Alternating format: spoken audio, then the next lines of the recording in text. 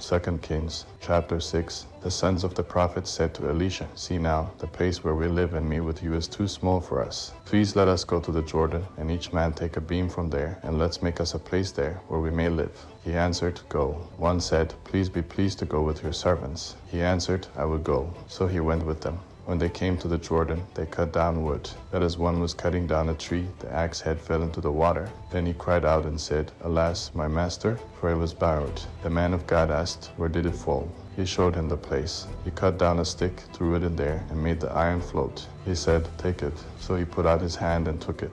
Now the king of Syria was at war against Israel, and he took counsel with his servants, saying, "My camp will be in such and such a place." The man of God sent to the king of Israel, saying, "Beware that you not pass this place, for the Syrians are coming down there." The king of Israel sent to the place which the man of God told him and warned him of, and he saved himself there, not once or twice. The king of Syria's heart was very troubled about this. He called his servants and said to them, "Won't you show me which of us is for the king of Israel?" One of his servants said, "No, my lord, O king, but Elisha, the prophet who is in Israel, tells the king of Israel the words that you speak in your bedroom." He said, "Go and see where he is, that I may send and get him." He was told, "Behold, he is in Dathan." Therefore he sent horses, chariots, and a great army there. They came by night and surrounded the city. When the servant of the man of God had risen early and gone out, behold, an army with horses and chariots was around the city. His servant said to him, "Alas, my master, what shall we do?" He answered, "Don't be afraid, for those who are with us are more than those who are with them." Elisha prayed and said, "Yahweh, please open his eyes, that he may see."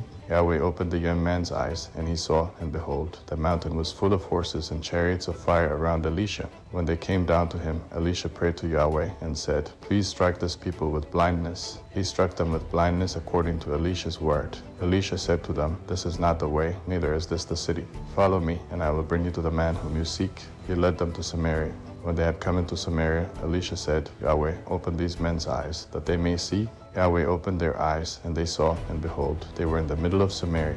The king of Israel said to Elisha when he saw them, "My father, shall I strike them? Shall I strike them?" He answered, "You shall not strike them. But you strike those whom you have taken captive with your sword and with your bow. Set bread and water before them, that they may eat and drink, then go to their master." He prepared a great feast for them.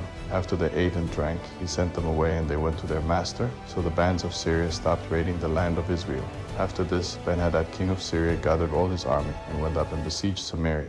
There was a great famine in Samaria. Behold, they besieged it until a donkey's head was sold for 80 pieces of silver, and the fourth part of a cab of dove's dung for 5 pieces of silver. As the king of Israel was passing by on the wall, a woman cried to him, saying, "Help, my lord, O king." He said, "If Yahweh doesn't help you, where could I get help for you? From the threshing floor or from the winepress?" Then the king asked her, "What is your problem?" She answered, "This woman said to me, 'Give your son, that we may eat him today, and we will eat my son tomorrow.' So we boiled my son and ate him. And I said to her on the next day, 'Give up your son, that we may eat him.' And she has hidden her son."